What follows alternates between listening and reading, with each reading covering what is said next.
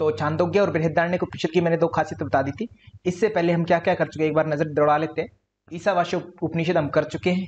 ईश कण कण में व्यापक है, 100 वर्ष तक जीना है अनासक्त भाव से। अगर आसक्ति रख लिया कर्मों को करते टाइम तो सर नरकों में जाओगे, बड़े दुख झेलोगे। तात्पर्य ये था।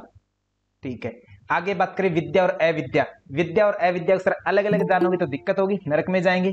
इकट्ठा जाना सर तभी जो है अविद्या से मृत्यु की पार करेंगे और विद्या से अमृतत्व की प्राप्ति होगी। ऐसी संभूति, असंभूति का संभूति सर परमेश्वर के लिए यूज हुआ था, ब्रह्मा के लिए। असंभूति सर इस जो समान भाव से नहीं होता, कभी चेंजेबल है। चेंजेबल सर चीज खतरनाक होती है ना, जो व्यक्ति बदल जाए वो खतरनाक है। ठीक है, तो ये सर देवता आदि के लिए असंभूति विनाश शब्द के लिए यूज हुआ था। केन उपनिषद की बात करें सर, इंद्रियों द्वारा ब्रह्म प्राप्त नहीं है, उसकी उपासना की ही नहीं जा सकती किसी भी तरीके से। जिसकी भी तुम उपासना करते हो कहते हैं वो ब्रह्म है ही नहीं। और यक्ष की कहानी आ गई थी सर। कठोपनिषद की बात आई सर, कठोपनिषद में योग की परिभाषा आई थी। तो योग की परिभाषा आप लोग सभी विद्वानों को याद होगी, योग की परिभाषा। हाँ जी, ओके ठीक है। तो 5 ज्ञानेंद्रियां थी, मन था, बुद्धि था, तीनों का यदा पंचावतिष्ठन्ते ज्ञानानि मनसा सह बुद्धिश्चैन विचेष्टेते। बुद्धि भी सर जब क्या है, चेष्टा नहीं करती। 5 ज्ञानेंद्रियां प्लस में मन स्थिर हो गया और बुद्धि भी कोई चेष्टा नहीं करी, तीनों शांत हो गए सर, तभी उसी को तामाहु परमाम गति, उसी को हम परम गति कहते होते हैं। और वही परम गति जो है क्या जानी जाती है सर, ताम योगम इति मन्यते। उसी परम गति को योग मानिए। आत्मा का स्वरूप आया था, आत्मानुभूति का महत्व आया था, और आत्मा और रथी का जो है एग्जाम्पल जोड़ा सेट किया गया था, कौन किससे संबंधित है। उत्तिष्ठ जागृत प्राप्य वरानी बोधत शिवस्य धारा एवं शिवस्य धारा निशिता दुर्त्या दुर्गम पथस्तत् कवयो वदंती। ये विवेकानंद जी ने लाइन उठाई थी। और जो आपका क्या था, हाँ आत्मा नाम रथिनम विद्धि, ये चीज आई थी ये। और नय वित्तीय तर्पणीय मनुष्य, ये बातें आई थी। और ब्रह्म जो है शरीर में कहाँ स्थित है, अंगुष्ठ मात्र स्वरूप में हृदय के मध्य में स्थित है। हर जगह हर ग्रंथ में सर यही बता रखा है। प्रश्नोपनिषद की बात करें तो प्राण और रई की बात आई थी। क्यों आई थी, क्योंकि कमंदी ने प्रश्न पूछा था, तब ये प्रहलाद ऋषि ने बात बताई थी। 6 ऋषि थे सर और 5 इसमें प्राण आए थे। 6 मुख्य प्रश्न आए थे। मुंडकोपनिषद में सर ब्रह्म विद्या, प्राविद्या और अपराविद्या आई थी। परा में सर वह ब्रह्म वाली विद्या अक्षर ब्रह्म, और अपरा में सर ये संसार की जो भी विद्याएं हैं, 8 प्रतिभिक आदि सब कुछ। हालांकि उपनिषद में केवल 4 वेद और वेदांग ही बताए, परंतु हमारी समझ इतनी है कि सर जितने भी टेक्स्ट जो इस संसार में उपलब्ध है सारे सारे अपरा विद्या है। परा विद्या में केवल मात्र वो एक ही विद्या सर, इस संसार से परे वाली विद्या ब्रह्म। ठीक है, आगे सर इसी में जो है आपको द्वासपूर्ण संयुजा सिखाया हुआ था, वो वर्ड इसमें भी आया था 3/1 में, 3/1/1 आया था। और श्वेता श्वत्र में भी ये बात आई थी, ये ध्यान रखें। द्वासपूर्ण संयुजा सिखायो 4/6 में सेम श्लोक है सर, दोनों जगह रिपीट हुआ है। द्वासपूर्ण संयुजा सिखाय स्मानम वृक्षम परिसस्वाजते। मांडुक्य उपनिषद सबसे छोटा था, 12 मंत्र थे। ईशावास्य में 18 मंत्र थे और 21 सर किसमें थे, योगराज में थे, जिसमें 9 क्या बताए गए, चक्र बताए गए थे। तो डॉक्टर गौरी फलैरी मैम आपको बहुत ही अच्छे से याद हो गया होगा, कौशिला जी आपको भी याद हो गया, प्राची मैम आपको भी याद हो गया होगा कि इस योगराज उपनिषद में सर कितने योग के अंग हैं, कितने योग के अंग हैं ना। रुचि मैम आपने तो इनको देख करके अपनी गलती सुधार ली होगी। कंचन तिवारी जी आपने सुधार ली होगी गलती। 4 अंग है। 4 कौन कौन से सर, षडांग योग के 2 ऊपर वाले और 2 लास्ट वाले, आसन प्राणायाम प्लस में ध्यान और समाधि लास्ट वाले, ये 4 अंग है। इस तरीके से याद रख लोगे, कभी कंफ्यूजन नहीं होगा। धारणा आदि को बीच में मत लगा देना, है ना। ध्यान रखना षडांग योग के सबसे 2 ऊपर वाले कौन से, षडांग योग में आसन प्रण से शुरू होता है, आसन प्राणायाम प्लस में खत्म कहां होता है सर, समाधि, ध्यान समाधि पर होता है, ध्यान समाधि। ये योगराज के 2 अंग हो गए। ठीक है जी, तो चेतना की 4 अवस्थाएं होगी, जागृत सुषुप्त स्वप्न और जागृत स्वप्न सुषुप्त, और लास्ट में कौन सी सर, आत्मा, जिसको हम तुरीय नाम देते हैं अन्य जगहों पर, इसमें आत्म नाम दिया गया, जिसको ब्रह्म से डिनोट किया गया। शिव अद्वैत उस स्थिति को बोला गया है सर। ठीक है, 19 मुख, 19 मुख और 7 क्या अंगों वाले कौन सी अवस्थाएं थी, जिसमें 19 मुख और 7 अंग आते हैं, वो कौन सी 2 अवस्थाएं थी सर, वो कौन सी थी, 2 अवस्थाएं थी, पहली और दूसरी, जागृत और स्वप्न। क्योंकि जागृत में बाहर बहिष्प्रज्ञा होती है और स्वप्न में अंतः प्रज्ञा हो जाती है। सुषुप्ति में न अंतः न बाह्य सर, दोनों तरफ नहीं होती है। ठीक है, दोनों से हट जाती है और ये प्रज्ञान घन होता है। कहते हैं सुषुप्ति जो होती है प्रज्ञान घन होती है। और जो आत्मा क्या है सर, वो चौथी पाद है और उसमें सर सब चीजों के सारे नियम टूट जाते हैं, किसी प्रकार कोई नियम है ही नहीं। शिवम अद्वैत, वो कल्याणकारी अवस्था होती है ना, ये बात कही गई थी। और जो पहली अवस्था सिर्फ जागृत वो वैश्वानर से संबंधित थी, स्वपन थी वो तेजस से संबंधित थी, सुषुप्ति किससे संबंधित थी, सुषुप्ति सुषुप्ति सुषुप्ति सुमन कांता जी, सुषुप्ति बहुत बढ़िया, प्राज्ञ प्रज्ञान घन प्राज्ञ से, और जो अपना लास्ट आत्मा बची सर वो शिव अद्वैत से संबंधित थी। इतनी सी बातें हुई थी।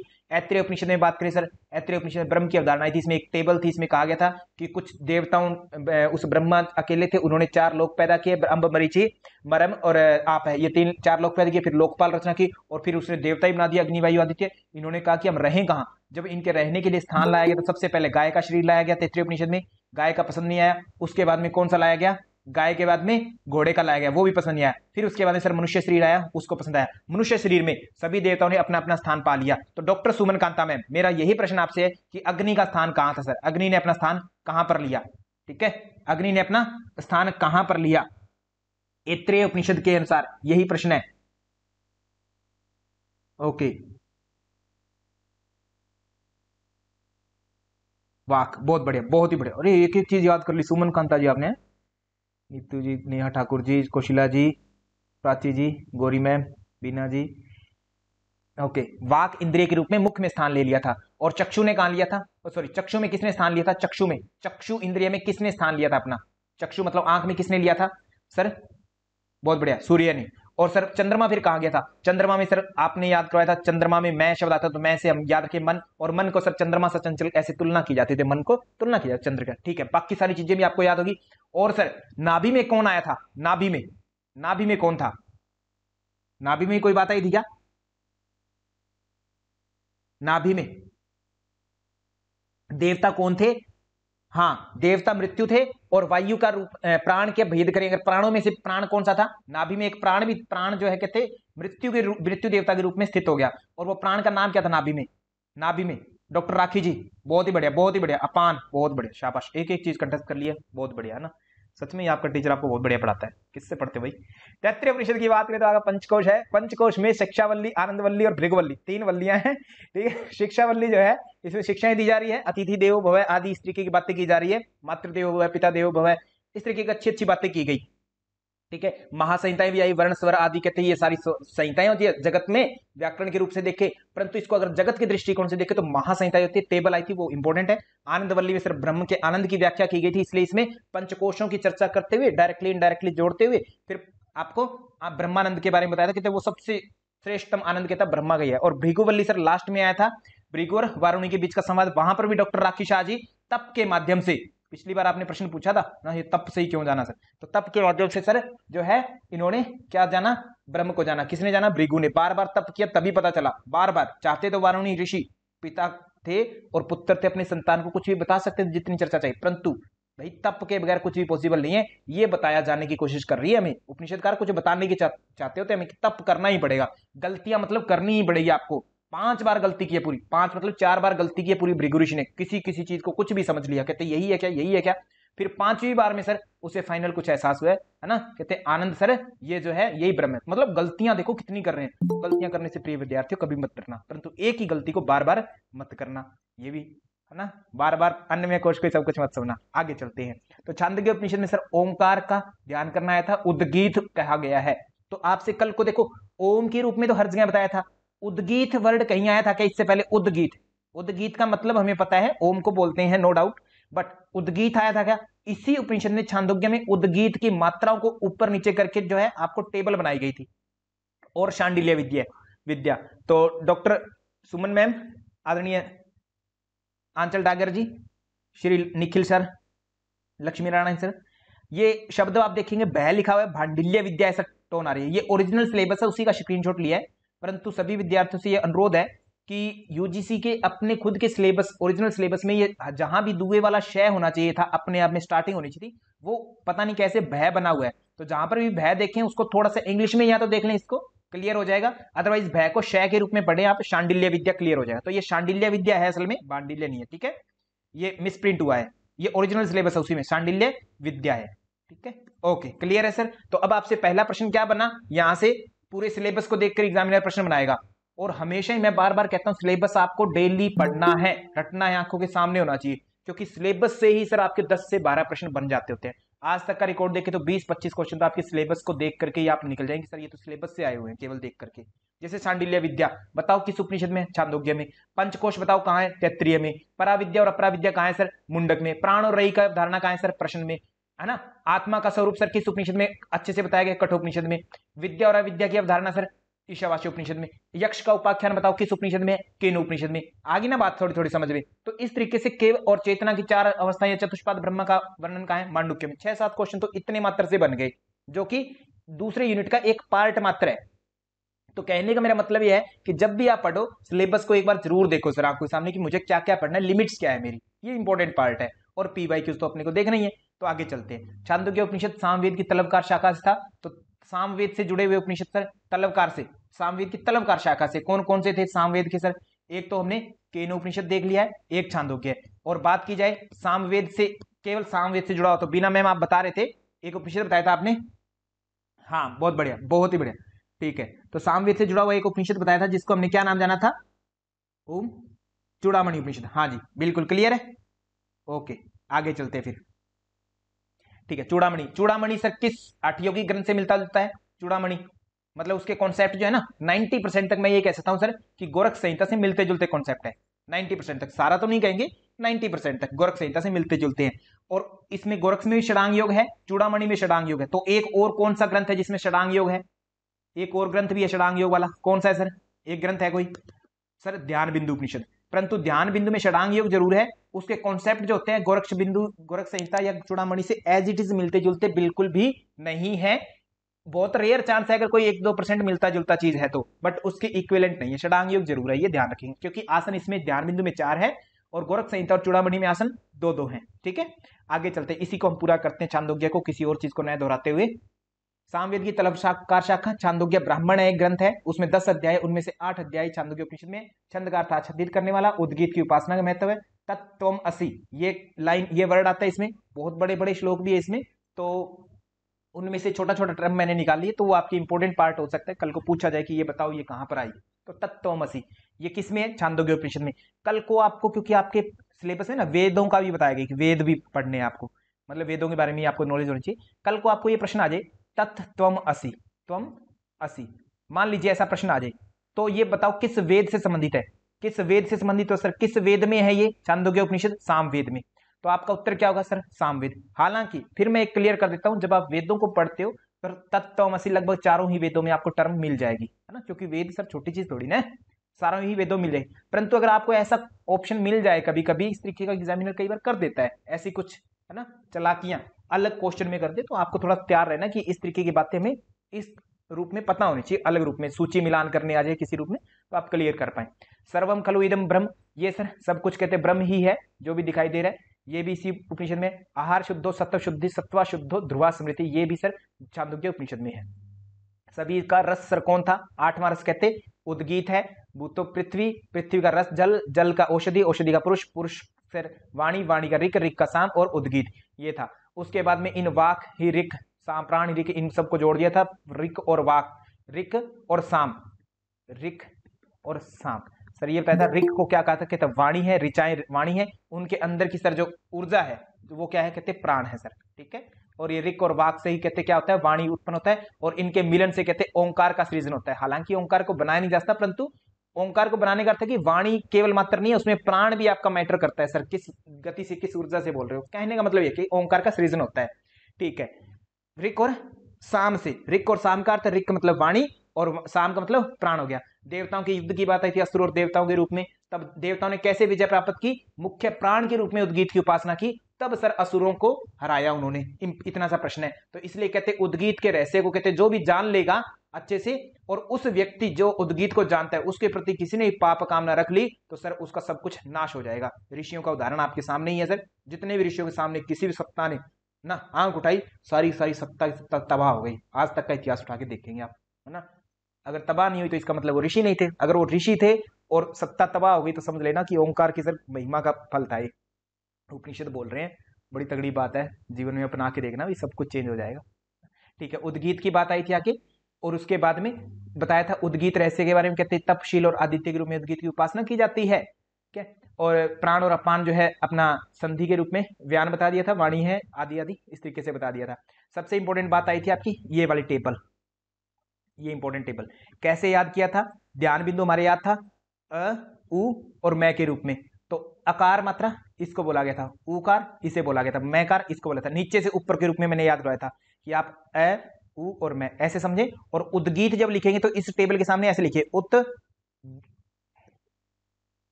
उत गी और थ ऐसे लिखेंगे नीचे से, तब आपकी क्लियर हो जाएगी कौन सी चीज किससे में। जैसे लोकों की बात करें तो ए उ में ध्यान बिंदु में मैं बात कर रहा हूं, तो उसमें लोक कौन से, पृथ्वी लोक जो है आपका आकार में है। उकार में क्या है, पृथ्वी के बाद में, पृथ्वी के बाद में अंतरिक्ष है सर। फिर नीचे जो है द्योलोक है। तो अब इन तीनों लोकों को देखो उद्गीत से जोड़ते हैं, उद्गीत से, तो ये देखो इजी हो जाएगा आपको याद करना। उद्गीत में जो पृथ्वी है, पृथ्वी कहां से हुई, थ से संबंधित हुई, तो थ से पृथ्वी होगी सर। और गी में अंतरिक्ष हो गया सर, अंतरिक्ष हो गया। और उत में सर द्यो हो गया, उत मतलब ऊपर वाला पार्ट, ऐसे समझ सकते हैं, ठीक है। और अगर देखें क्या क्या हमारे लिए इजी हो सकता है उसको देख रहे हैं। वेदों में आया था आकार मात्रा में ऋग्वेद सा, सबसे पहले ऋग्वेद, फिर आपका यजुर्वेद आता है सर वेद त्रयी के हिसाब से, फिर सामवेद आता है, और अंत में चौथा वो रहता है अथर्ववेद। परंतु अथर्ववेद की हमारी जरूरत ही नहीं है, तीन ही मात्राएं हैं हमारी, ठीक है। तो सर ऋग्वेद हमारा थ में आ गया ऊपर, थ में, और यजुर्वेद सर गी में आ गया, यहां पर गी में आ गया, और सामवेद मकार में आ गया। इतनी बात क्लियर होगी। ऐसी सेम आया था हमारा, और क्या आया था, ऐसे अग्नि को हमने डिनोट किया था, ऐसे अग्नि। ध्यान बिंदु उपनिषद वाली बातें रिपीट करो ना, थोड़ा चीजें रिलेट करो ना, ताकि आपको बाद में प्रयास नहीं करना पड़े इसको याद करने के लिए, बस कोरिलेट करके याद हो जाए। आ गया तो आपका प्रश्न इजी हो जाएगा सोल्व करना। ऊ से सर वायु आया था, और मैं से भानुमंडल, जिसको हम सूर्य कहते हैं, ठीक है, या आदित्य कहते हैं। तो जैसे यहां पर आदित्य भगवान कह दिया है उसमें, ठीक है। और गी में सर वायु आ गया, और ए में सर अग्नि आ गया। और प्राण, वाणी और अन्न, इनको थोड़ा डिफरेंट से आपको याद करना पड़ेगा, जो भी आप ट्रिक लगाए तो वो इस तरीके से आप कर लीजिएगा सर। क्लियर है, आगे चलते हैं। चतुर्थ खंड आया था, कहते उस देवताओं ने जो है कहां पर प्रवेश कर लिया था मृत्यु के डर से, किसमें प्रवेश किया, त्रयी विद्या। त्रयी विद्या का मतलब वेदों से लगा सकते हैं, 3 वेद हैं उनसे लगा सकते हैं, ठीक है। तो उन्होंने अपने आप को आच्छादित कर लिया था, इस कारण से इसे छंद कहा जाने लगा, है ना। जो भी पिरोए गए हैं मंत्रों, इनको वेदों में इनको छंद कहा गया। अलग अलग ये शैली लिखी हुई है ना, अलग अलग तरीके से इनको छंद बोलते होते हैं, ठीक है। ओके, संस्कृत में जो भी टर्मिनोलॉजी कविता आदि लिखी जाती है राइम्स को, उनको हम छंद बोलते हैं, ठीक है। तो हमारे लिए ये प्रश्न कैसे आ सकता है, ए एंड आर के रूप में, कि बताओ ये बात सत्य है क्या। छांदोग्य उपनिषद के अनुसार मृत्यु के डर से वेदों ने त्रयी विद्या में प्रवेश कर लिया, अतः उनको आच्छादित होने के कारण इन्हें छंद कहा जाता है। तो ए एंड आर बताओ ये सही है या नहीं है, इस रूप में आपसे प्रश्न पूछ सकते हैं। किरण जी, किरण तम्माटा जी आए हैं कक्षा में, ठीक है। तो इस तरीके से आपको नोट रखना है। आगे सर 5वां आया था खंड, तो उद्गीत कहते हैं, प्रणव है, प्रणव ही उद्गीत है, ओम ही उद्गीत है। सूर्य क्या कह रहे हैं, भगवान सूर्य ही उद्गीत है, मतलब आदित्य ही उद्गीत है सर, ये बात करिए।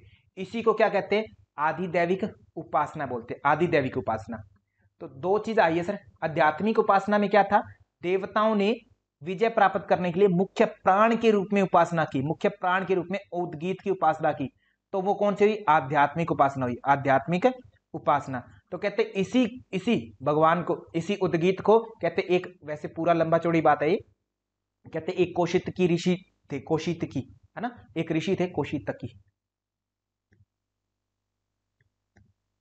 ठीक है, ऋषि थे। वो अपने पुत्र को कह रहे हैं, कहते मैंने है ना इस ओंकार की सूर्य के रूप में उपासना की थी, इस कारण से तुम मेरे पुत्र हो, मुझे एक पुत्र की प्राप्ति हुई। मतलब ऐसे बता रहे हैं, कहने का मतलब ये अपने लिए प्रश्न क्या है कि सूर्य के रूप में उद्गीत की उपासना करना, यही कहते मैं तुम्हें बता रहा हूं आदि दैविक उपासना है। तो दो उपासना बताइए उद्गीत की, एक हमारी कौन सी, आध्यात्मिक उपासना, प्राण के रूप में उद्गीत की उपासना करना, और सूर्य, भगवान सूर्य आदित्य के रूप में उद्गीत की उपासना करना, तो वो क्या है, आदि दैविक उपासना है। क्लियर है, हाँ सरिता जी हो सकता है, ठीक है। तो यहां पर हमारे ओम का सर हमसे पूछा गया ध्यान, वो 13 खंड है प्रथम अध्याय में, वहीं तक हमें मिलता है, ज्यादा हमें, बहुत बड़ा है छांदोग्य उपनिषद अच्छे से, परंतु वही बातें रिपीट हो रही है, तो हमारे सारी एग्जाम पॉइंट ऑफ व्यू से काम की नहीं है, तो इसलिए इतना ही हम पढ़ेंगे।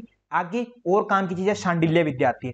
तो शांडिल्य विद्या, एक शांडिल्य नाम के ऋषि हैं, वो कुछ बता रहे हैं, ठीक है, वो कुछ हमें बता रहे हैं चीजें, तो वो शांडिल्य विद्या है। और शांडिल्य विद्या में है क्या, वही ब्रह्म की वही सेम बातें बता रहे हैं कि वो कैसा है कैसा नहीं है, इस तरीके से। तो कहते हैं ये सर्वम खलु इदम ब्रह्म, ये सारा का सारा जो जगत है वो सारा का सारा क्या है, ब्रह्म। एक और दो मैम, पूनम जी क्या कह रहे हैं आप, डॉक्टर पूनम क्या कहा आपने, एक और दो का क्या मतलब है,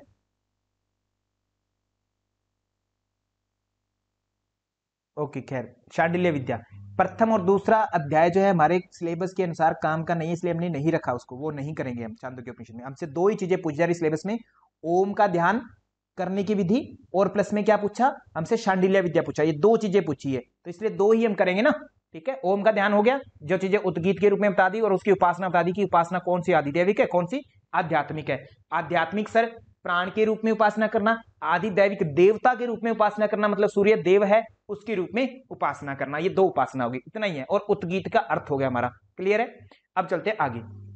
तो शांडिल्य विद्या, शांडिल्य विद्या कह रहे हैं सर्वम खलु इदम ब्रह्म, कहते संपूर्ण जगत जो है यही क्या है, ब्रह्म स्वरूप में है, ठीक है। यही तद जलन इति शांतम उपासित, कहते यही जो है इसी के कारण कहते उत्पत्ति होती है किसी चीज की, इसी कारण शांति मतलब स्थिरता है, इसी कारण उपासित मतलब एक तरह से लय हो जाएगा। क्या बोलते हैं प्राण को, क्या बोलते हैं मतलब, रुचि में आपका मैं प्रश्न बाद में लूंगा। उद्गीत में ऊपर प्राण को क्या बोलते हैं, उत बताया ना, क्या कह रहे हैं रुचि मैम आप, देखो यही बताया। उत को प्राण कहते हैं, गी को गिरी वाणी कहा गया था, थ को अन्न कहा गया था। ये बातें हमने कल की थी, यहां से देखो ये चीज मैंने बताई थी। उत को प्राण कहा है क्योंकि प्राण शक्ति से ऊपर उठते हैं, गी को गिरा क्योंकि वाणी गिरा कहते हैं, इसलिए वाणी को गी से नोट किया। थ को अन्न बताया क्योंकि अन्न से जीवन स्थिर रहता है, थ से स्थिरता, ठीक है। ओके, क्लियर है मैम। रुचि जी आपका ये प्रश्न था क्या, अगर कोई प्रश्न अलग है तो मैं बाद में लास्ट में जरूर लूंगा आपका प्रश्न। अभी हम उपनिषद पर आते, तृतीय बात कर रहे हैं, शांडिल्य विद्या कर रहे हैं। शांडिल्य विद्या में पहले मैं क्लियर करता हूं, कोई कहानी नहीं बताई है ऋषिवर ने, केवल उस ब्रह्म का एक विवेचना की है बस, वही हमारे लिए शांडिल्य विद्या है। इसलिए आपसे प्रश्न दो बनते हैं यहां से, केवल और केवल छांदोग्य उपनिषद में, जो मेरे हिसाब से लगता है मुझे कि बताओ शांडिल्य विद्या किस उपनिषद में है। एक तो ये प्रश्न बना, शांडिल्य विद्या किस उपनिषद में है, छांदोग्य उपनिषद में। एक तो ये प्रश्न छांदोग्य उपनिषद में, पहला प्रश्न सिंपल अर्थ। दूसरा बताओ शांडिल्य उपनिषद, शांडिल्य विद्या जो है कि उपनिषद में कहां कही गई है सर, तीसरे अध्याय में बात की गई है, तीसरे अध्याय में बात की गई है, ठीक है। क्लियर है, कोई दिक्कत नहीं है। ओके, ये दो ही प्रश्न बनते हैं आपके,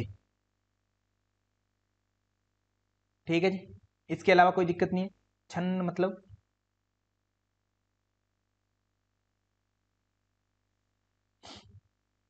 ओके ठीक है जी। आगे तो कह रहे हैं इस संसार का उत्पत्ति स्थिति और लय उसी ब्रह्म से होता है। वह जो है वो कैसा है, कहता मनोमय है, प्राण शरीरो भारूप है, सत्य संकल्प है, आकाश आत्मा, सर्व कर्मा, सर्व काम है, सर्व गंध है, सर्व रस है, सर्वम इदम, ये सारा का सारा कहते वही है। क्या, मनोमय, मनो की जानने वाला, प्राण स्वरूप में ऊर्जा के रूप में, सत्य का संकल्प लेने वाला, आकाश आत्मा मतलब आकाश के रूप में रहने वाला, सर्व कर्मा सभी कर्मों को करने वाला, सर्व काम सभी प्रकार की कामनाओं को प्रदान करने वाला, सर्व गंध सारी अच्छी या बुरी गंध का सरस्वामी, सर्व रस सभी रसों को प्रदान कर लिया, सर्वम इदम मतलब सभी जगह पर यही यही है, व्यापक है। और वाणी रहित है सर, है ना, अवाक्य वाणी रहित है, वाणी और ब्रह्म शून्य है सर, उसमें कोई भी संशय नहीं है। कितने अध्याय हैं टोटल और हम कौन सा पढ़ रहे हैं। हाँ, आपको शुरुआत में मैंने बताया एक छांदोग्य ब्राह्मण ग्रंथ है, उसमें अंतिम जो 8 अध्याय है वो छांदोग्य उपनिषद है। ये तो एक्चुअली में मुझे प्रश्न पूछना था कि ये बात आपको समझ में आई नहीं आई, मेरे से प्रश्न गलती से छूट गया। तो छांदोग्य उपनिषद में 8 अध्याय है, 8 अध्याय। अभी हम जो पढ़ रहे हैं वो कौन सा अध्याय पढ़ रहे हैं, वो तीसरा अध्याय पढ़ रहे हैं। एक बार फिर से प्रिय विद्यार्थियों सिलेबस आप जरूर देखेंगे, एक बार सिलेबस देख लेंगे। सिलेबस में देखो हमसे मांगा क्या गया है। अभी तक की हमारी क्या थ्योरी थी कि हर ग्रंथ को पूरा डेप्थ में पढ़ लो, हमारा काम हो जाएगा, है ना। पूरा एक एक प्रश्न कहीं से बना दे एग्जामिनर, हम कर लेंगे। हठ प्रदीपिका, घेरण संहिता आदि सबको हमने डेप्थ में पढ़ा है सर। हमारे उस कारण से 7th यूनिट भी हो गया, 10th यूनिट भी होगा, बीच में हो रहा है वो यूनिट भी आपके चल रहे हैं, ठीक है। नए विद्यार्थी या पुराने विद्यार्थी को लगे कि सर वो यूनिट कब होंगे, वो हो चुके हैं डायरेक्टली आपके कुछ कुछ अर्थों में। तो ये जो है छांदोग्य उपनिषद में क्या मांगा जा रखा है, ओम का ध्यान मांगा। तो ओम की बात जो है, उद्गीत की बात सर आपके केवल प्रथम अध्याय में आ रही है, और वो भी 13 खंड तक आ रही है, खंडों में विभाजित है अलग अलग। तो वहीं तक आई, तो वहीं तक हमने किया इसका। उद्गीत की बात होगी, ध्यान की बात होगी। उद्गीत में उद्गीत का अर्थ क्या है और उसके ध्यान से क्या क्या मिले, सारी कामनाएं आदि प्राप्त हो जाएगी। और सर देवताओं ने कैसे विजय प्राप्त की, मुख्य प्राण के रूप में उपासना की उद्गीत की, तो उनको विजय मिली। और कौशिकी ऋषि ने सर कैसे उपासना की, मुख्य सूर्य के रूप में उपासना की, जिससे उसको पुत्रों की प्राप्ति हुई, और वह सूर्य के रूप में, मुख्य सूर्य के रूप में उपासना की थी, दैवीय उपासना होगी। ये बात उद्गीत में इतना ही रोल है सारा का सारा आपके एग्जाम पॉइंट ऑफ व्यू से। फिर आया शांडिल्य विद्या। शांडिल्य विद्या अब हमें कहां मिले सर, पूरे उपनिषद को हमने देखा तो हमें शांडिल्य विद्या तीसरे अध्याय में मिल रहा है, 3rd चैप्टर में, जिसमें 14th नंबर खंड है, वहां से शांडिल्य विद्या का प्रारंभ होता है। तो वो पार्ट हम पढ़ रहे हैं। पूरे 8वां अध्याय में बिल्कुल पढ़ने की जरूरत नहीं है प्रिय विद्यार्थियों, ये ध्यान रखें, है ना। अगर आप नॉलेज पॉइंट ऑफ व्यू से पढ़ना चाहें तो ऑनलाइन आपको उपनिषद अवेलेबल है, मिल जाएगा, गायत्री परिवार की वेबसाइट पर जाएंगे, वहां पर मिल जाएगा आपको ऑनलाइन, ठीक है। अदरवाइज सर आप लोगों के पास वैसे ही ऑफलाइन अवेलेबल होगा उपनिषद, क्लियर है ना। तो हम पूरा उपनिषद नहीं पढ़ेंगे, सभी विद्यार्थी ये नोट कर लें, क्योंकि पूरा उपनिषद सर हमारे लिए बहुत कंफ्यूजिंग होगा, बहुत सारी ऐसी बातें कही गई है जो हमें समझ भी नहीं आएगी बिल्कुल भी, और हमारा समय भी उतना नहीं है हमारे पास ना, और हमारा काम का भी नहीं है पूरा उपनिषद एग्जाम के हिसाब से, ठीक है। तो इसलिए हमें इतनी दो ही चीजें पढ़नी है, ओम का ध्यान और शांडिल्य विद्या। क्लियर है सर, कोई डाउट नहीं है किसी को अभी? रुचि मैम, डॉक्टर नेहा प्रजापति जी, बात क्लियर है फिर से? ओके, से कहां तक है? 14 खंड से कहां तक है? ये 14 और 15 खंड में दोनों में आ जाएगा आपका ना, शांडिल्य विद्या 2 में आ जाएगा, 2 में आ जाएगा। Yes ma'am Neha Prajapati ji, okay. Shandilya विद्या की बात कर रहे हैं हम, शांडिल्य विद्या की। तो शांडिल्य विद्या आया, तीसरे अध्याय में आता है, तीसरे अध्याय में 14वां खंड हम शुरू कर रहे हैं, वहां पर शांडिल्य का कथन हम देख रहे हैं, शांडिल्य कथन ऐसा देख रहे हैं। अब शांडिल्य कौन है? एक ऋषि है, ऑब्वियस सी बात, एक व्यक्ति, वो बता रहे हैं, किसको बता रहे हैं? ये उपनिषद में नामांकित नहीं किया है, तो इसलिए हमें जानने की आवश्यकता नहीं है, ये बात भी क्लियर है। संपूर्ण कहते ब्रह्म जो है, सर्वम खलु इदम ब्रह्म, पूरे जगत में कहते सब कुछ जो भी है, कहते सारा का सारा जगत है ब्रह्म में ही है, वहीं से उत्पन्न और संचालित होता है। वो मनोमय, मन के रूप में है, प्राण स्वरूप में है, सत्य संकल्प करने वाला आकाश के रूप में है, सभी कामों को आदि करने वाला ब्रह्म आदि से शून्य है, ये है। और वह कहाँ स्थित है सर? वो कह रहा है एशम आत्मा अंतर हृदय अणिया, कहते वो हृदय के अंदर में स्थित है, अणियान वृहे, कहते अणियों से भी सूक्ष्म है, और वृहिर्व यवद्वा सर्षप, सरसो यव मतलब जो, सर्षप से भी कहते सूक्ष्म है, श्यामा जो चावल आदि एग्जाम्पल दिए, कहते उन सबसे कहते सूक्ष्म है, इनके दाने है ना, इनसे ही बहुत सूक्ष्म है वो ब्रह्म, छोटा रूप बता रहे उसका। और दूसरी बात कह रहे हैं, कहते वो इनसे सूक्ष्म है, एश में आत्मा अंतर हृदय, इसी में आत्मा हृदय में स्थित होते हुए भी जैन पृथ्व्या जयान, कहते पृथ्वी से भी बड़ा, अंतरिक्षा ज्ञान अंतरिक्ष से भी बड़ा, और दिवो जैन मतलब इस द्यूलोक से भी बड़ा, कहते इससे भी बड़ा। कहने का मतलब यह है कि बस ये समझा रहे कि वो ब्रह्म जो है हृदय में रहते हुए हृदय गुहा में स्थित है, और वो छोटी से छोटी चीज से छोटा है, अणु और अणियान कठोपनिषद में जो कहा गया था, और जो महतो महियान और बड़े से भी बड़ा है, ये बताने की कोशिश की जा रही है, बस इस तरह से एग्जाम्पल देकर के बात कही है। तो ये दोनों लाइनें आपको एज इट इज याद रखेंगे, जो सरसों से भी सूक्ष्म है और अंतरिक्ष और द्यूलोक से भी विराट है। क्यों ऐसे ध्यान रखना है? क्योंकि आपको एग्जाम में एज इट इज लाइन को इन्वर्टेड कॉमा में बंद करके ए एंड आर के रूप में एग्जामिनर रख देगा आपके सामने, तो आपको बताना होगा कि ये बात सत्य है गलत है। तो हृदय जो ब्रह्म है वो सर सूक्ष्म से सूक्ष्म होता है हमेशा ही, और ब्रह्म बड़ा से भी बड़ा होता है एक ही समय पर, ये तो हमने लक्षण देख लिया उसके। इसी कारण सर सर्वकर्मा सर्वकाम सर्वगंध सर्वरस है, कहते वो सभी चीजों से ब्रह्म शून्य है, ये बात हो गई। आगे सर शांडिल्य कुछ यही बातें क्लियर कर रहे हैं, और सर्वकर्मा सर्वकाम है, इन सभी से रहित है, हृदय गुहा में स्थित है, यही आत्मा है। हम सब सर शरीर का त्याग कर इसी को प्राप्त होते, कहते उसी के पास पहुंच जाते हैं। जब हमारा शरीर छूट जाता है तो हम कहाँ जाते हैं, किस लोक में जाते हैं? कहते इसी ब्रह्म के पास पहुंच जाते हैं, और उस ब्रह्म तत्व में ही हमें प्राप्ति हो जाती है। बस इतना सा कथन है, शांडिल्य विद्या इतनी संपन्न होती है शांडिल्य विद्या, यही शांडिल्य शांडिल्य, यही शांडिल्य ने कहते कहा, इतना कहते शांडिल्य शांत हो गई। उसके बाद में अब हमें जो है एक दो चीजें इस उपनिषद में और दी गई है, जो हमारे एग्जाम के हिसाब से में भी कभी पूछी जा सकती है। आज तक पूछा नहीं गया, मैं क्लियर करता हूं इस बात को, आज तक पूछा नहीं गया यहाँ से प्रश्न, बट मुझे ऐसा लगता है कि ये पूछा जा सकता है, क्योंकि ये भी इंपॉर्टेंट पार्ट है। और मुझे नहीं लगता, मतलब मुझे सिलेबस की डिमांड लगती है कहीं ना कहीं इंपॉर्टेंट है, शांडिल्य के आसपास में है, 16वां खंड है तीसरे अध्याय का। ऐत्रेय महिदास थे, उन्होंने आयु के 4 विभाग किए, 3 विभाग किए। कहते ये आयु जो है ना, कहते मनुष्य की आयु होती है, इसके प्रथम 24 वर्ष जो होते हैं वो क्या कहलाते हैं? प्रातः सवन कहलाते हैं। जैसे अगर आप एक दिन को देख ले तो दिन में सर एक प्रातः काल होता है, एक मध्य दोपहर काल होता है, और एक सायं काल होता है। इस तरीके से 3 काल देखिए, एक प्रातः सवन ले सर, प्रातः सवन कहते हैं 24 वर्ष का होता है, क्योंकि गायत्री छंद जो होता है उसमें 24 अक्षर होते हैं, गायत्री महामंत्र में आपने गिने होंगे 24 अक्षर होते हैं, ठीक है। एक उसके बाद में कहते हैं 44 वर्ष की जो आयु होती है वो अधखड़ सी उम्र होती है, मध्यम दिन, है ना, मध्यम दिन सवन बोला है इसको, और उसमें से 44 वर्ष की आयु बताई है, जिसका छंद है एक त्रिष्टुप छंद बताया, त्रिष्टुप छंद में 44 अक्षर होते हैं, ठीक है। उसके बाद में कहा तृतीय स्वन आता है सर, अंतिम स्वन, 48 वर्ष का, तो वो लास्ट वाले 48, लास्ट वाले 24 से अलग, 44 से अलग, 48 से अलग, कहते ये जो होते हैं तृतीय स्वर्ण आयु 48 वर्ष की होती है। जो जगती छंद, एक छंद होता है लिखने टाइम में ना, 48 अक्षरों का होता है, कहते उसको डिनोट करता है।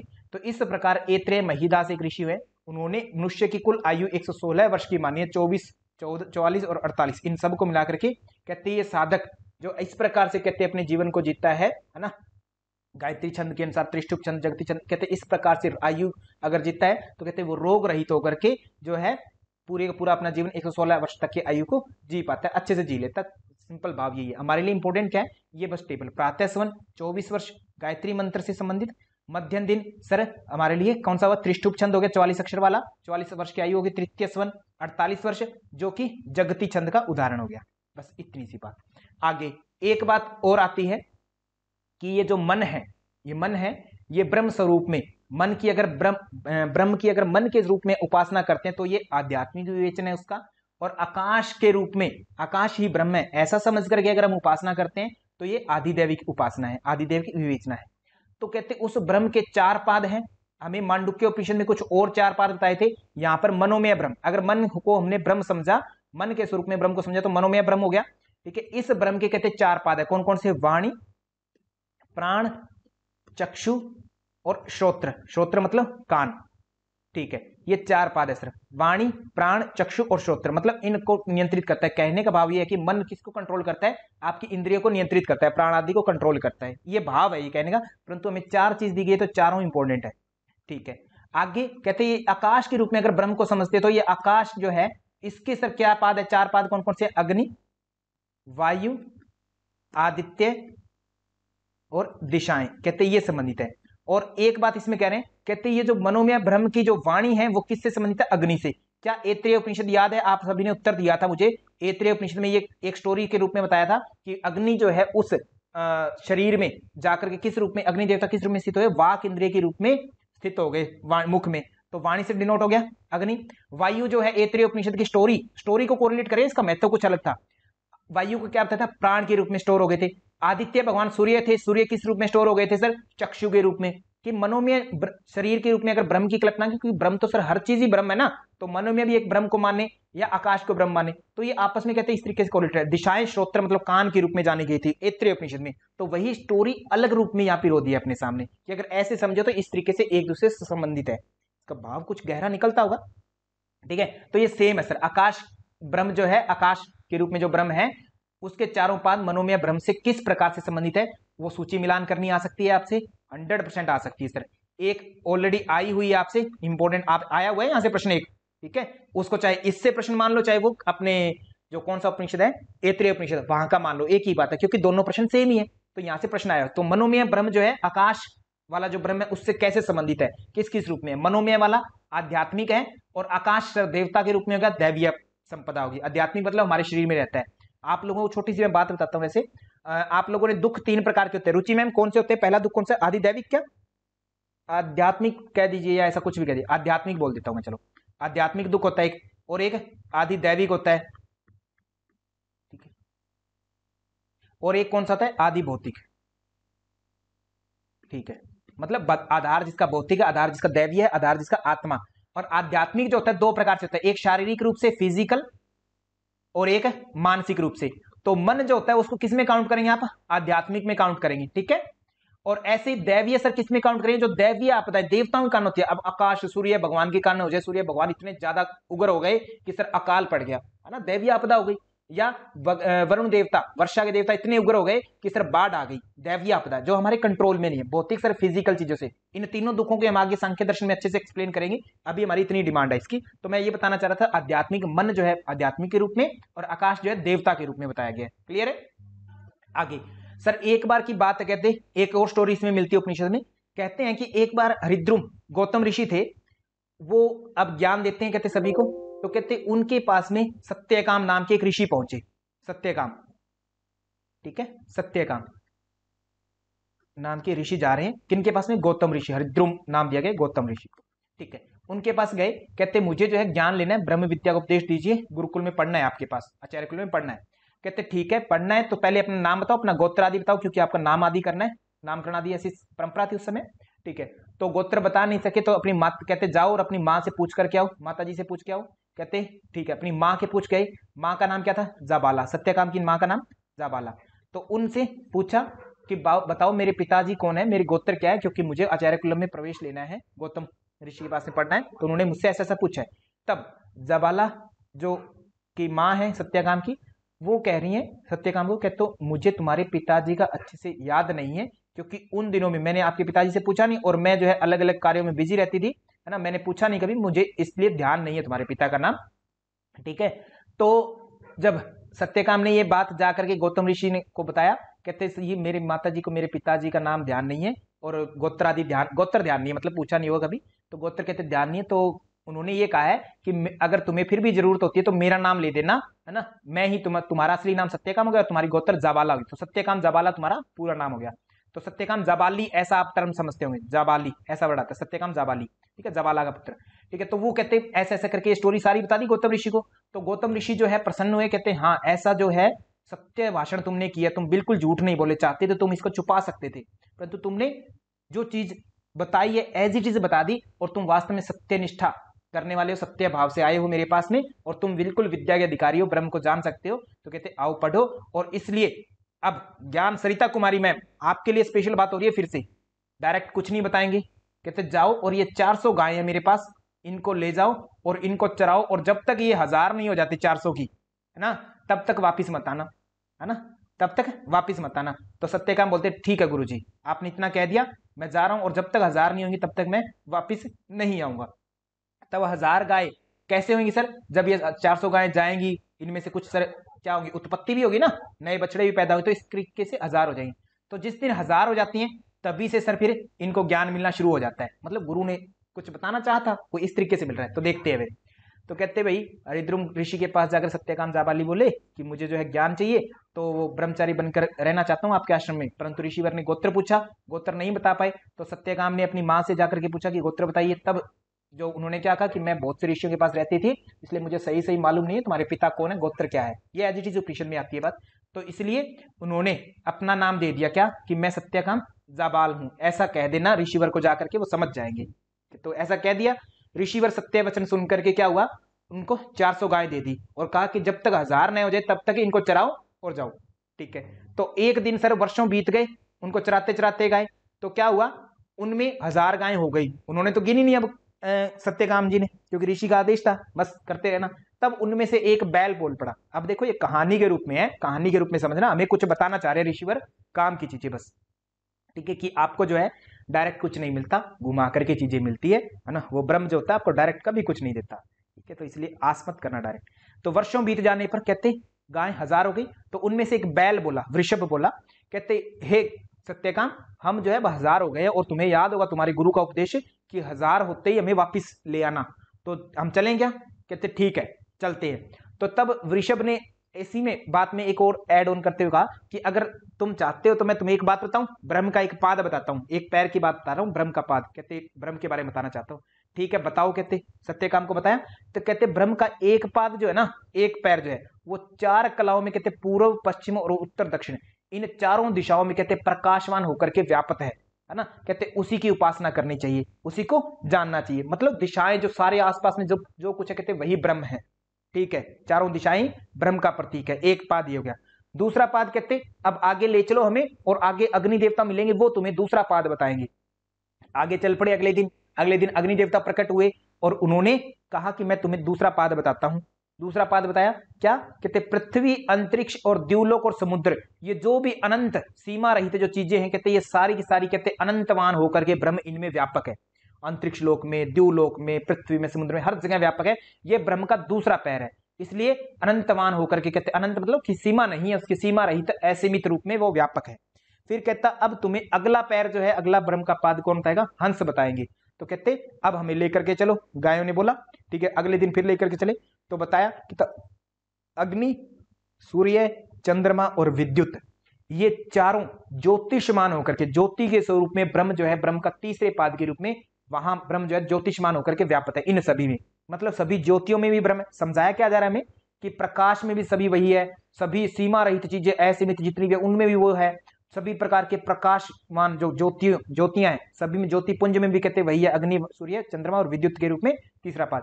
आगे कहते चौथा जो है पैर कौन बताएंगे, मदगु बताएंगे। मदगु एक जल पक्षी होता है, उसको कहा गया है जल में रहने वाला, कहते वो बताएगा आगे जाकर के।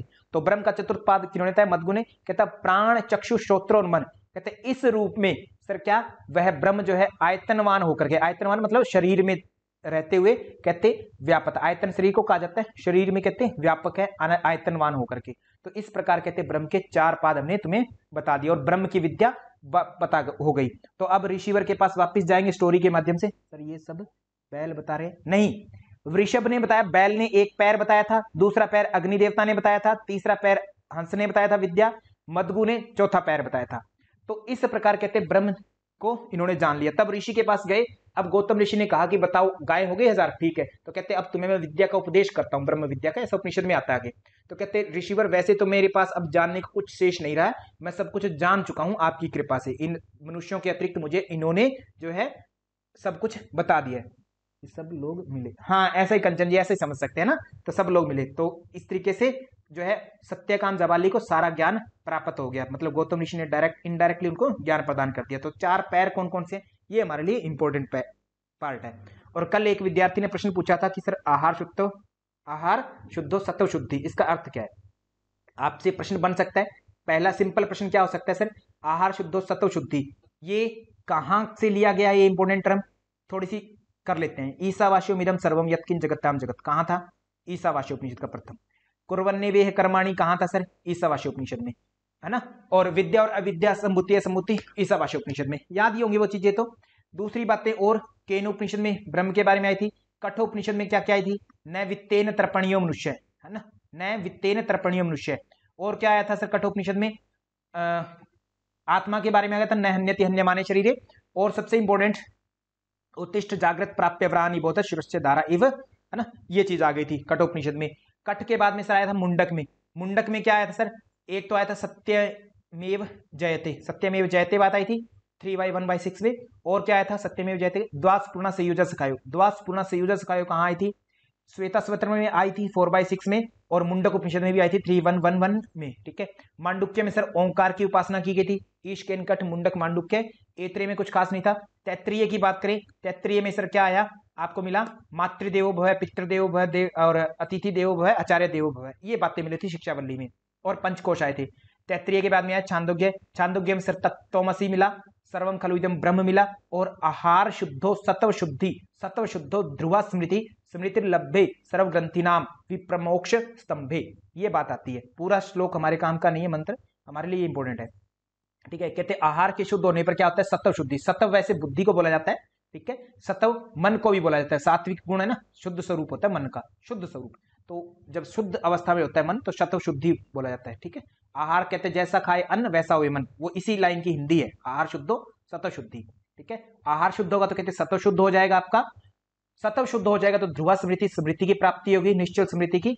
और स्मृति जब प्राप्त हो जाएगी, अच्छी स्मृति, अच्छे संस्कार मिल गए, सर्व ग्रंथि नाम विप्रमोक्ष, तो सभी ग्रंथियों की कहते हैं निवृत्ति हो जाएगी। और सभी गांठे जब हृदय में जो हमने बांधी उन ग्रंथियों का अगर जो है भेदन हो गया तो विप्रमोक्ष स्तंभ में तस्में, तो तब सर मोक्ष की प्राप्ति हो जाएगी। ये इसका भाव है, इस श्लोक का इसका भाव है सर। तो आहार शुद्धो सत्व शुद्धि कहा गया? ये सबसे लास्ट छांदोग्य उपनिषद का जो 7वां अध्याय है उसका 26वां जो खंड है, उसके अंतर्गत दूसरा जो मंत्र है सर वो आपका ये दिया गया। यहाँ पर आपका छांदोग्य उपनिषद संपन्न होता है, इतना कहते हुए अब मैं आगे लेकर के चलता हूं।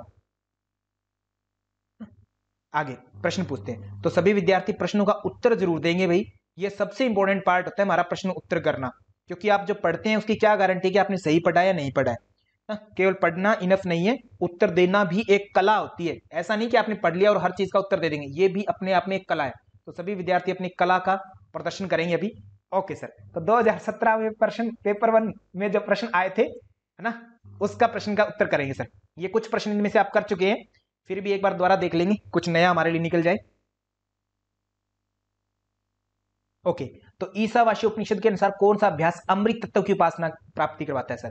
तो कहते हैं विद्याम च अविद्याम च, दोनों दो ही विद्या, और केवल अविद्या की उपासना करने से क्या होता है, नरक में जाते हैं। केवल विद्या की उपासना करने से भी घोर अंधकार में जाते हैं। विद्यायाम उरता, है ना, जो वो भी अंधकार में जाएगा। परंतु यस्तद वेदो भयम सह, जो दोनों को साथ जान लेता है, वो अविद्यायाम, अविद्या से मृत्युम तीर्थवा, मृत्यु को पार करता है, मृत्यु को पार करता है। मृत्युम तीर्थवा मतलब तैर जाना।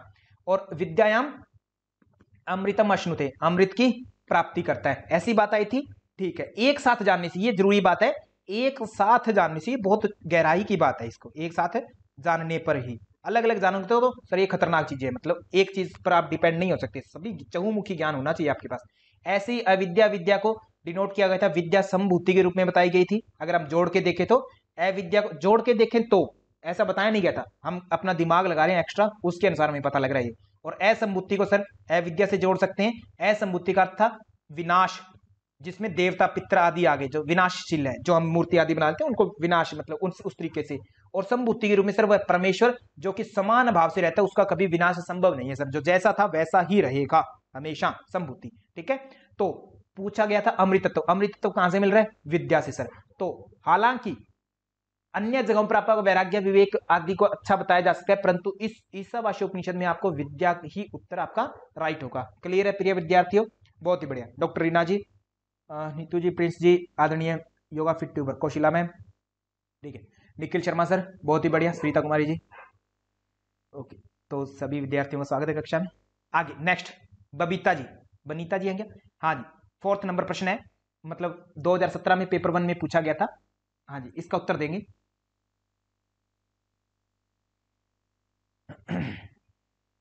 डॉक्टर सुमन कांता मैम, डॉक्टर मीनाक्षी जी, राखी शाह मैम, बबीता त्यागी जी, बहुत बढ़िया, मीनाक्षी जी, प्रिंस भार्गव जी, शिवानी आनंद जी, साहब लगा लेना, ये कौन है भाई, प्लीज अपना नाम बता दीजिएगा। डॉक्टर पूनम जी, जी हम योगा जी, सुनीता सिंघानिया जी, पूजा रानी जी, परवीन सर, कौशिला जी, तो, ऐसे ऐसे ही विद्यार्थी है, ठीक है, मैं समझ तो रहा हूँ कौन है ये, शायद धर्मेंद्र जी होंगे पक्का, ठीक है। तो कठोपनिषद के अनुसार योग की परिभाषा सर क्या है, तो ओके, सभी ने उत्तर दे दिया है, हाँ।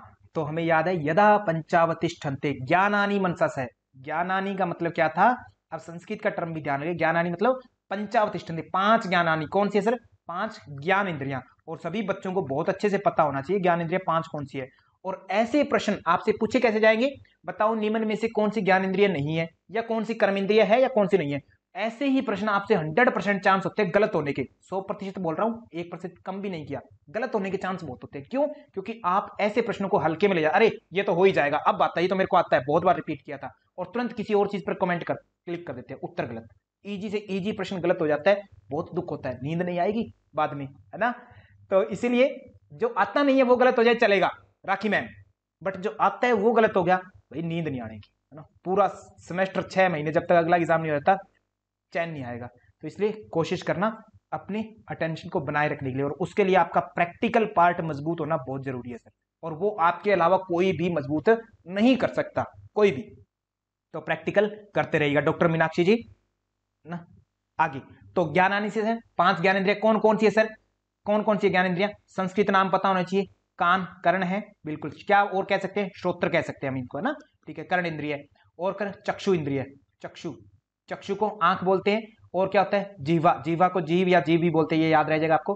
त्वक, त्वचा ही बोलते हैं सर, इसको भी याद रह जाएगा। और क्या रहे घ्राण, घ्राण सर क्या बोलते हैं, नासिका को बोलते हैं, नासिका, ठीक है, घ्राण, ये ध्यान रखें, घ्राण इंद्रिय।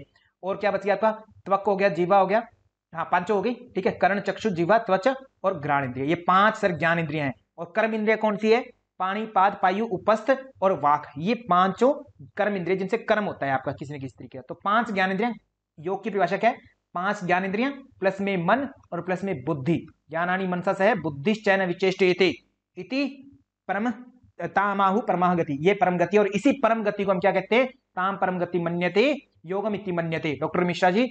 और इसको कहते हैं कि यही योग जो है प्रभव अपयो, प्रभव पयो, ये उदय और अस्त होने वाला है, मतलब स्टार्ट होता है और वृत्तियों को विनाश नाश कर देता, शांत कर देता है, मतलब शांति की तरफ लेकर के जाता है, प्रभव अपयो, ठीक है। तो इसके अनुसार अब लैंग्वेज थोड़ी डिफिकल्ट है, देखो अलग है, जो आपने पढ़ी एज इट इज लैंग्वेज नहीं है, परंतु आप इसको समझ जाएंगे कि प्रश्न का उत्तर क्या होना चाहिए।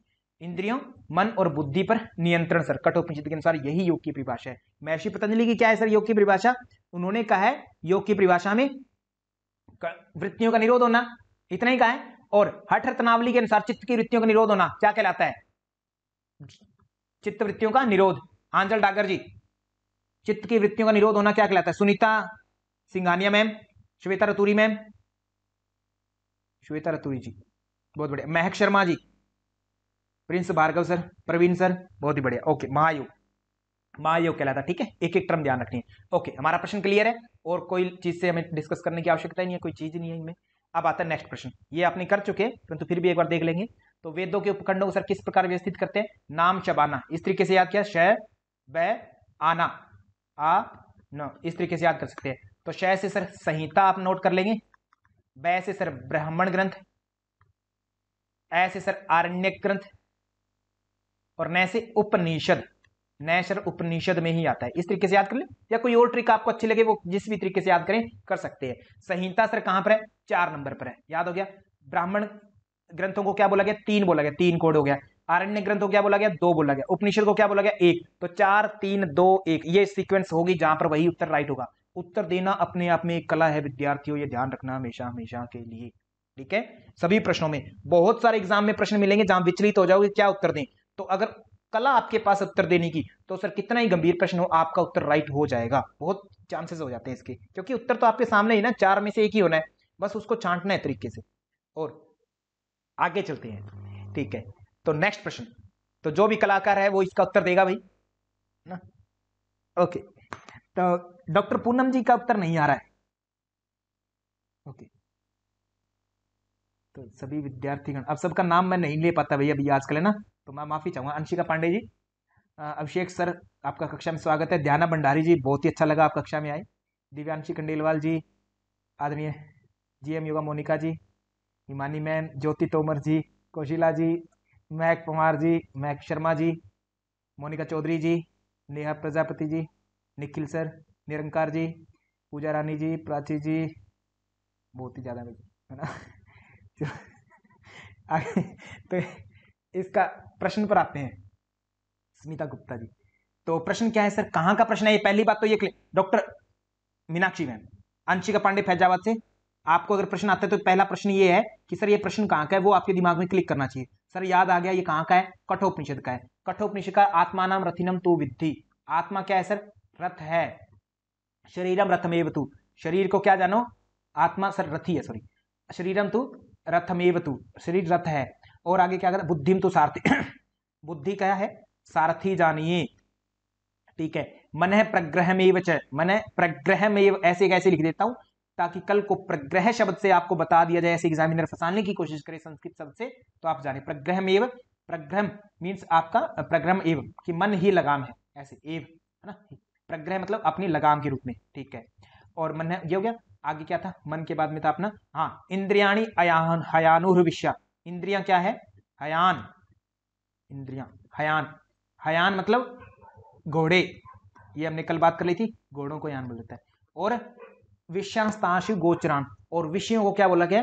विषयों को गोचर मतलब रास्ते बोले गए, विषयों को गोचर, गोचर मतलब रास्ता, जिस गाय आदि चरती मतलब जो गौ का खाने का भोजन है ना।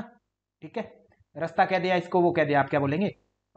गौ चरती है जिस चीज को, घास आदि खाती है, वो इनके फल फ्रूट हो गए विषय। ठीक है, अर्थ। तो अब यहां पर अब सभी बच्चों ने उत्तर तो दे दिया, मुझे पूरा यकीन है। अब इस प्रश्न को देखो, एनालाइज करना है अपने को। अब इसमें दिक्कत है कि इस प्रश्न में मुझे जहां तक लग रही है कि अब प्रश्न को अगर बात करें, शरीर क्या होना चाहिए अपना? शरीर सर 100% रथ होना चाहिए, तो रथ है, बिल्कुल ठीक है। और क्या है सर? आत्मा क्या होनी चाहिए? आत्मा सर 100% श्लोक हमने पढ़ रखा है कठोपनिषद का, रथी होना चाहिए। बट सर इसमें रथी ऑप्शन में ही नहीं है, चलो छोड़ते हैं इसको एक बार। ठीक है, और देखते हैं और क्या चीज होती है। मन सर, मन 100% लगाम होनी चाहिए सर, लगाम है, बिल्कुल है। और क्या चीज है सर इसमें? और हमें जो दिख रही है इंद्रियां, इंद्रियां क्या होती है सर? इंद्रियां हमारी 100% सर घोड़े होती है, जिसको अशव बोला गया यहाँ पर। ठीक है, इतनी कॉमन सेंस होती है। पर इस अनुसार अगर हम उत्तर निकालें तो हमारा उत्तर क्या निकल सकता है? 1 का हमारा डी रहना चाहिए, और 2 का कुछ है नहीं, 3 का बी होना चाहिए। ये हो सकता है हमारा उत्तर, ज्यादा चांसेस इसके हैं। और 2 का ए, 2 का ए और 4 का सर सी। ठीक है, तो अब देखो मैं ये कहना चाह रहा हूं, आपको कुछ बताना चाह रहा हूं। उस टाइम जो है आपका प्रश्न गलत आया था, ये प्रश्न ही गलत है अपने आप में। आप ये मत कहना सर हमें गलत पढ़ा दिया, ये मत कह देना भाई डॉक्टर पूनम मैम, आपसे रिक्वेस्ट है सबसे पहले। ठीक है, ठीक है। तो आपने बिल्कुल सही पढ़ा है। ये उस टाइम यूजीसी नेट जेआर की परीक्षा में गलती से गलत क्वेश्चन दे दिया गया था। ठीक है, तो इसमें आपको दुखी नहीं होना है, आपको ध्यान रखना है कि आपका राइट चीज जो मैंने पढ़ा रखी है वो सही है। कठोपनिषद आपने ओरिजिनल पढ़ा है, वही चीज सही है। यहाँ पर गलती से ये चीज आ गई। असल में आत्मा की जगह क्या आ सकता था, बुद्धि आ सकता था, या फिर सारथी की जगह रथ कर देते, तब ये थोड़ा परफेक्ट हो जाता। ये प्रश्न गलत है अपने आप में। क्लियर है? ओके, इन फ्यूचर ऐसा प्रश्न नहीं आएगा, थोड़ा ठीक हो जाएगा। उसके बाद में जो प्रश्न आए थे वो ठीक हो गए थे। ये 2017 का प्रश्न पहली बार पूछा गया था, तो एग्जामिनर ने हड़ाबड़ी में गड़बड़ कर दी। खैर आगे चलते हैं। तो क्लियर हो गया, नेक्स्ट प्रश्न। हाँ जी सुमन कांता मैम, क्लियर है ये प्रश्न? तो आपको सभी को क्लियर है सर। ईश केन कठ प्रश्न मुंडक मांडुके एत्रेय तेत्रेय छांदोग्य और बृहदारण्यक, ये उपनिषद 10 उपनिषद में आते हैं। मुक्ति को उपनिषद में 108 उपनिषद बताए गए नामकरण में, और उनमें से 10 जो है श्रेष्ठ बताए गए हैं सर। कहते इनको पढ़ डाला है ना, तो सभी ने बता दिया था क्या हो जाता है। ओके, तो सर किन किन के बीच का संवाद है मुक्ति को उपनिषद? हमारे सिलेबस में नहीं है, बट ओवरव्यू हम बात करें, भगवान श्री राम और भगवान श्री हनुमान, इन दो महान है ना महारथियों के बीच का संवाद है सर मुक्ति को उपनिषद। ज्यादा हमें जानने की आवश्यकता नहीं, क्योंकि हमारे सर सिलेबस में नहीं है, बट ओवरऑल जान ले, कई बार एग्जामिनर ऊपर नीचे कर देता है। तो सर हमारे प्रश्न का उत्तर श्वेताश्वतर इसमें नहीं है। आदि गुरु शंकराचार्य जी ने किन पर भाष्य किया? ऐसा प्रश्न बन जाए तो इसी के बस प्रश्न की भाष्य शब्द चेंज हो जाएंगे कि बताइए आदि गुरु श्री शंकराचार्य जी ने किन उपनिषदों पर भाष्य नहीं किया, किस पर नहीं किया? तो किस पर नहीं किया सर? 10 पर तो किया है, क्योंकि सभी विद्वान 10 पर ही करते हैं, क्योंकि यही श्रेष्ठ है ना। औरों पर भी कर देते हैं, बट मोस्टली विद्वत जन जो है हमेशा ही 10 पर कर देते होते हैं। तो श्वेताश्वतर पर नहीं किया, निकल जाएगा साइड में ना, या योगराज वगैरह इन पर नहीं किया, अलग आ जाएगा। 10 पर किया हुआ, सिंपल, बहुत बढ़िया। श्वेता रतुरी जी ने श्वेता उत्तर दिया है, बहुत ही अच्छा। Okay next.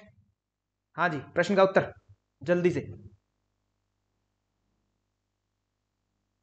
मोनिका सांगवान जी, आपका कक्षा में बहुत ही स्वागत है। किरण विश्वकर्मा जी, आपका भी बहुत बहुत स्वागत है, बेशक आप क्लास में नहीं है। ओके, तो आगे। केनोपनिषद के अनुसार यक्ष कौन है सर? केनोपनिषद के अनुसार शिखा सूद जी, आप तो हैं क्या कक्षा में? यक्ष सर कौन है? ब्रह्मा है सर। जादुई बन के गए थे, तिनका उठाने की बात कही थी। इंद्र अग्नि वायु 3 देवता थे। इंद्र सर्वश्रेष्ठ देवता है, सर्वश्रेष्ठ, वैसे तीनों ही श्रेष्ठ है, सर्वश्रेष्ठ सर इंद्र है। अग्नि को नाम कहा गया था जात वेदा, वायु को मात ऋषवा बोला गया था, वहां से वायु। ठीक है, क्लियर है सर। ब्रह्म हमारा इस प्रश्न का उत्तर हो जाएगा। केनोपनिषद किस वेद से संबंधित है? केनोपनिषद सामवेद की तलवकार शाखा से संबंधित है। जैमिनीपनिषद भी कह देते हैं, ब्रह्मोपनिषद भी कह देते हैं। डन सर, खत्म बात, आगे। ओके चलो ठीक है। और सामवेद की तलवकार शाखा से एक और कौन सा उपनिषद संबंधित था? कठोपनिषद। गौरी मैम ने कठोपनिषद उत्तर दिया है, गलत बात गौरी जी, नहीं सही उत्तर दो। सामवेद की विजय शर्मा जी छांदोग्य, बहुत बढ़िया बहुत बढ़िया। सामवेद की तलवकार शाखा से छांदोग्य उपनिषद जुड़ा हुआ है। ठीक है, ओके बहुत ही बढ़िया। अब आओ नेक्स्ट प्रश्न पर। उद्गीत क्या है? पूरा अच्छे से याद है सर, चंद्रमा है उद्गीत, है ना। ममता राणा जी, चंद्रमा ही है क्या? अच्छा प्रणव है क्या? ओके, प्रणव उद्गीत है सर। उद्गीत को एक बार टेबल में सजो ले सर। उत गी, ऐसे नहीं, ए उ मैं को रख लेते हैं, फिर इजी हो जाए। ए उ मैं, और इसमें उद्गीत को रखेंगे, कैसे याद होगा? उत को नीचे से शुरू करना है, गी और थ। तो सर क्या क्या चीजें थी? एक तो लोक थे, पृथ्वी, थ से हो गया अंतरिक्ष हो गया, और उत में ये छांदोग्य का हो जाएगा ना प्रश्न, छांदोग्य का प्रश्न है ये। ठीक है, और उत में सर क्या था? अपना द्योलोक। ठीक है, और अग्नि वायु आदित्य, अग्नि वायु, और क्या था? आदित्य, जिसको सूर्य कह दे या कुछ भी बोले, आदित्य लिख दे, एक ही बात है, समझ जाएंगे अगर प्रश्न बनाते उस तरीके का। और क्या चीज थी? वेद से सर। वेद क्या थे? ऋग्वेद यहां था, यजुर्वेद था, और सामवेद था। और एक अलग से जो मैंने कहा था, याद रखना है आप लोगों को, जिसके लिए रुचि में आप प्रश्न पूछ रहे थे, उत गी और थ। थ को स्थिर रहता है अन्न, इसलिए कहा था थ, स्थिर के कारण अन्न आया। ठीक है, गी को गिरा कहा गया, वाणी को। ठीक है, उत सर प्राण को कहा गया, प्राण ऊपर उठता है। ठीक है, डन, क्लियर बात। इतनी बातें सी छांदोग्य उपनिषद कंप्लीट। कल को प्रश्न आए उतगीत में बताओ उत शब्द का क्या अर्थ है, छांदोग्य के अनुसार क्या क्या हो सकता है, क्या क्या नहीं हो सकता, क्लियर हो जाएगा। एक लास्ट प्रश्न और पूछ लें। ठीक है जी, अब मेरा प्रश्न ये है आप लोगों से, अंशिका पांडे फैजाबाद से, मेरा प्रश्न आपसे ये है कि ये बताओ ये प्रश्न है कहां से? ये प्रश्न है मेरा सबसे पहले। आपको जब तक ये पता नहीं लगता पीवाईक्यू करते टाइम पढ़ने के बाद में कि ये प्रश्न आया कहां से है, किस चैप्टर से। पहली बात तो आपको अच्छे से एक एक चीज ध्यान में आ जाए कि वहां से आ रहा है, उसके आसपास ये बातें थी। अदरवाइज एटलीस्ट ये जरूर पता हो कि ये किस बुक से है, किस संदर्भ से है प्रश्न, तभी आप समझ सकते हो कि आपने तैयारी बहुत अच्छी की है। अदरवाइज गड़बड़ में चल रहे हो। Doctor Reena Mishra ma'am please प्रश्न का उत्तर देंगे कहां से है। मोनिका सांगवान जी, अंशिका पांडे फैजाबाद से। हाँ जी, अरे वाह बहुत बढ़िया, एक एक चीज आप लोगों ने कर दी। तो वही देखते हैं ऐत्रेय उपनिषद की कहानी क्या थी। कहते उन ब्रह्मा ने ना 4 लोग बनाए, अंब मरीचि मरम और आप है, ये बताए लोकपाल की रचना की, देवता बना दिए, देवता अग्नि वायु आदित्य ये सारे बना दिए थे। तो अग्नि जो देव थे वो किस रूप में, कहते वाक इंद्रिय के रूप में प्रविष्ट हो गए। या तो वहां से समझ ले, या इसको अब आप कहां से समझ सकते हो, और छांदोग्य से ले सकते हो थोड़ा बहुत है, परंतु छांदोग्य एक्चुअल में नहीं है, ऐत्रेय का है प्रश्न। ठीक है, छांदोग्य से भी मैंने कहा था लगभग टेबल से जुड़ी हुई है। ऐत्रेय का प्रश्न है। अग्नि जो है वाक के रूप में प्रविष्ट हो गई सर, वाणी इंद्रिय के रूप में, इतनी बात थी। एक वायु के रूप में सर, वायु जो है प्राण के रूप में प्रविष्ट हो गया। ठीक है, और अपना क्या था, आदित्य, भगवान आदित्य सर चक्षु के रूप में इंद्र हो गया, और मन सर चंद्रमा के रूप में जाना गया। क्लियर है, कोई बड़ा प्रश्न ही नहीं है, सिंपल। तो क्या हो गया सर, 1 का बी एक ही जगह पर, ऑप्शन नंबर 2। आपका प्रश्न बिल्कुल क्लियर हो गया, बहुत ही अच्छा है ना। हाँ जी, इतना कहते हुए मैं अपनी वाणी को विराम दे देता हूँ। आप सभी विद्यार्थियों को बोलने का मौका देता हूँ ना।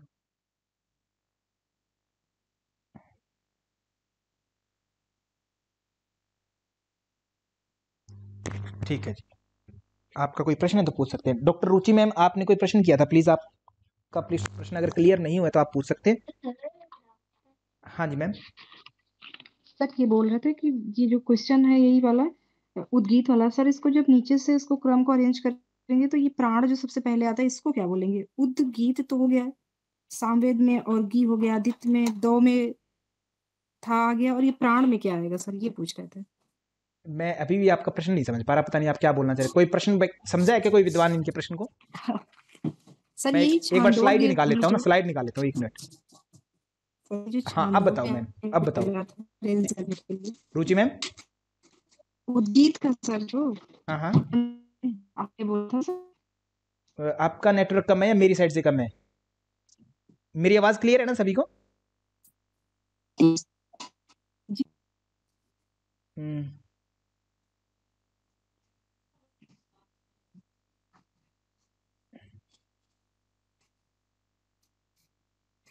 रुचि मैम आवाज में इशू हो रहा है मुझे, 1 मिनट होल्ड करेंगे प्लीज आप एक बार, है ना।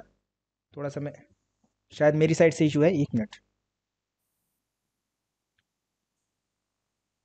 ओम, हाँ जी रुचि जी, रुचि मैम। जी सर। जी प्लीज, हाँ सर अभी ये क्लियर है। बोल रहे थे कि हाँ सर, ये यही चीज जो सर सबसे ऊपर है प्राण वाणी और अन्य, इसमें क्या आएगा सर? क्या आएगा मतलब, मैं क्योंकि सर समझ। उद्गीत को नीचे से अरेंज करना ना।